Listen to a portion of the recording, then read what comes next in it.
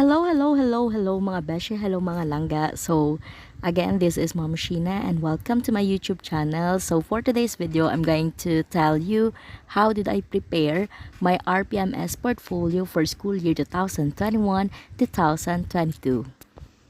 So let's do this mga mams and sirs. Let's go!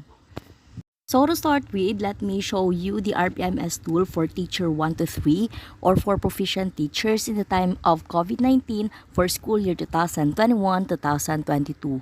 In making your portfolio, this RPMS tool is very important because this will be your guidelines of the KRAs, of the objectives, and of the MOVs at the same time, how you're going to rate the MOV that you're going to present to the validators. So what can be seen on the page 1 and the page 2 of the RPMS tool for proficient teachers? So you're going to have there the position and competency profile, the job summary, the qualification standards, which includes the CSC prescribed qualifications and the preferred qualifications, and at the same time the duties and responsibilities. So I'm not going to elaborate further the data that can be found on the RPMS tool because this will just serve as our guideline on what to prepare on our portfolio.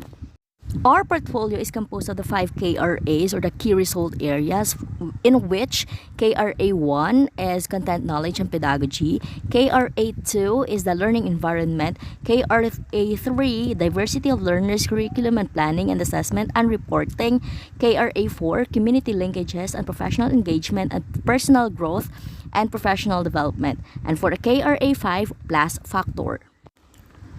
For each KRA, I'm going to tell you the objectives, the means of verification, the performance indicator at the same time, what are the MOVs, and how it will going to be rated. KRA 1, content knowledge and pedagogy. So if you're going to take a look with our RPMS tool, so Objective 1 refers to the applied knowledge of content within and across curriculum teaching areas. And for the MOVs that we're going to need or the means of verification will be the classroom observation tool or the COT rating sheet or inter-observer agreement form from an observation of synchronous teaching, limited face-to-face, online teaching, or two-way radio instruction. 2. If option 1 is not available, an observation of a recorded video lesson or audio lesson that is SLM based or MELC aligned, and if options 1 and 2 are not possible, an observation of a demonstration teaching via LAC. And since our school is using the modular approach, so the most applicable MOV for us is the MOV number 3. So I'm going to prepare an observation of a demonstration teaching that is done through LAC session. If you can notice that in MOV number 3, so there's an asterisk there. So it means that there's an additional love letter that you're going to have there. So for modular approach, demonstration via LAC must reflect the teaching learning process in the said modality. The MOV, which is the COT rating, shall also be complemented with any annotated documents such as modules, screenshot of instant messaging, notes showing instructions, or a narrative indicating occurrence of follow-through or monitoring, etc. And take note that for this school year, we are required to have 2 CO or the classroom observation. So it means you're going to compile there your CO1 rating at the same time your CO2 rating. How to get the score for objective 1 is you're going to add your ratings for CO1 and CO2, then you divide it by 2. The answer will be your score. It's either you're going to get an outstanding or the very satisfactory score for objective 1. Now let's have the performance indicator. So we're going to assess here according to the quality. So ang ibasahon ko na lang score will be the outstanding, which is 5, and the very satisfactory, which is 4. Because as teachers, you must aim high. So hindi naman taguro mag-rate nga S. Okay, so you're going to get an outstanding score if you demonstrated level 7 in objective 1 as shown in COT rating sheets, and VS if your score is 6. For the MOVs that I've attached here, so there you can see my CO1 rating for objective 1 or for indicator 1, at the same time my CO2 rating for indicator 1. So I do get 7 plus 7, you divide by 2, automatically I got level 7. So therefore my rating for my objective 1 is outstanding, which is 5. At the same time, I've included there because there's a love letter on the RPMS tool that if I'm going to use the modular approach, you must have a complemented material that supports that said objective. So I do put my module there and it is milk aligned. At the same time, the notes that I've prepared and passed to my students in order to help them in the learning and teaching process. For objective 2, which entitled the use of research-based knowledge and principles of teaching and learning to enhance professional practice. For the MOV that I need to comply is one lesson plan with annotations identifying the research-based knowledge and or principles of teaching and learning used as basis for planning or designing the lesson. Let's define the 3 terms that are very important in this objective. So number 1 is the research-based knowledge. So information or knowledge or data acquired through systematic investigation and logical study. Principles of teaching and learning, so it refers to the teacher's views, understandings, and conceptualization of teaching and learning. And for the components of instruction, so you're going to have the learning objectives, the instructional activities, and assessments. So this means that I'm going to prepare a lesson plan that is research-based, and in order to get an outstanding rating, I must use these principles of teaching and learning in all the components of my instruction that will be indicated in my LP. And I'm just going to have the VS if I'm just going to have the 2 components of instruction. I've mentioned it earlier that the components of instructions are the learning objectives, instructional activities, and assessments. Research-based, so it means from the word itself, so it is based on research, and we must have this in all the components of instruction. So halin sa learning objectives, sa instructional activities mo, kag sa assessment, dapat ara gid ang research-based nga ini. The most common that is very applicable in objective 2 is the Bloom's taxonomy of Benjamin Bloom, in which you're going to have the flow of learning. So halin sa remember, to understand, to apply, to analyze, to evaluate, and to create. So it looks like a pyramid of learning wherein ang pinaka-basic is to recall facts. Then you explain concepts. Then the learner will going to use the information in new situation. Going to draw connections, justify a decision, and lastly, ang pinakabaskog nga learning is to create or to produce new work. So here's my lesson plan. So the highlighted ang mga naka-red, amo na siya mga naka-highlight, in which it shows that in every part of my lesson plan, so I'm just only the facilitator of learning, and I allow students to discover the concept of my objective 3, displayed proficient use of mother tongue, Filipino, and English to facilitate teaching and learning. Actually, objectives 3 to 10 are just the same with objective 1. So I think I'm not just going to elaborate this further because malawig-lawig ang atin nga video.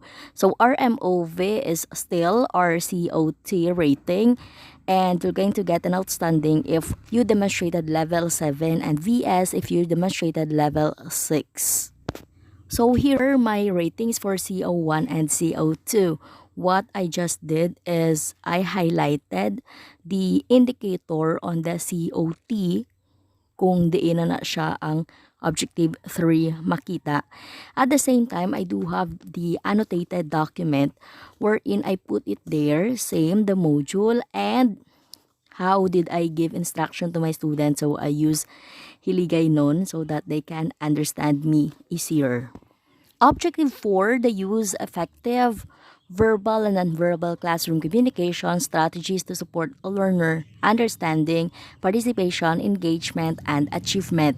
So still the MOV that we're going to use here are RCOT, and the way of giving score is just the same with our objective 1.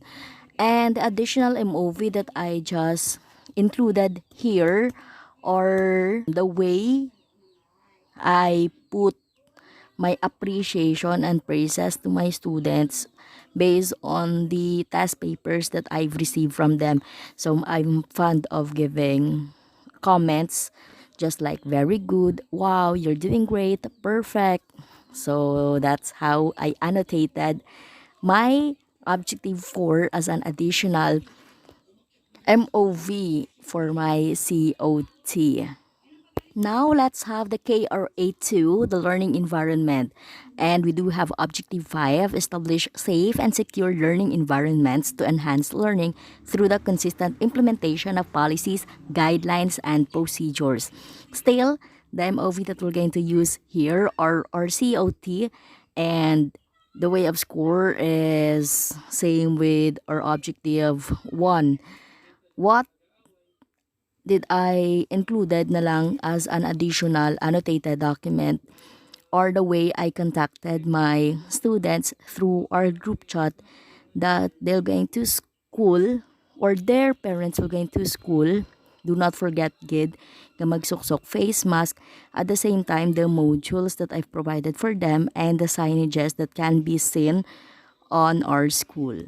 Objective 6, maintain learning environments that promote fairness, respect, and care to encourage learning.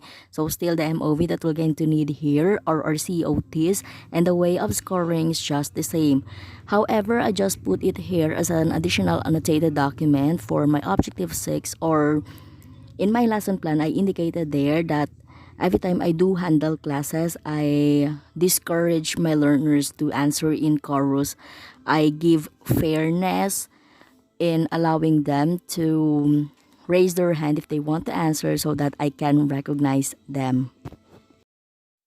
Objective 7, maintain learning environments that nurture and inspire learners to participate, cooperate, and collaborate in continued learning.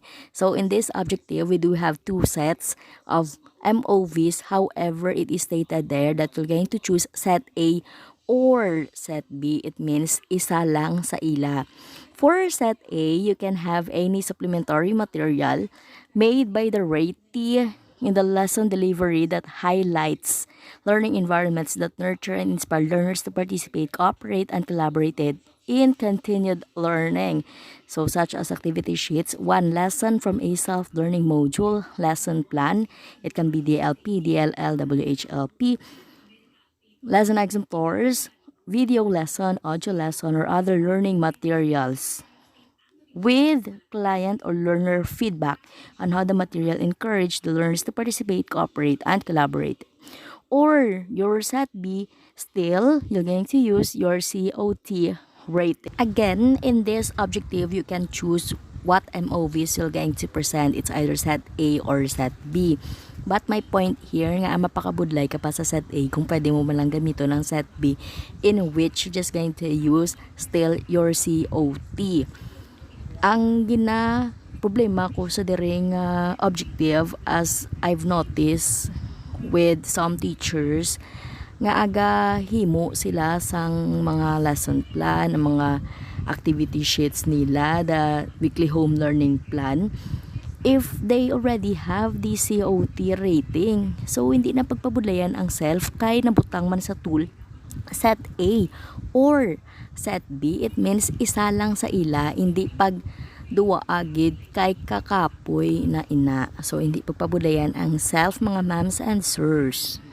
For my additional annotated document for this objective, I've included the attendance during the distribution and retrieval of modules because it shows how the parents cooperate and collaborate during the modular learning, as what objective 7 tells us.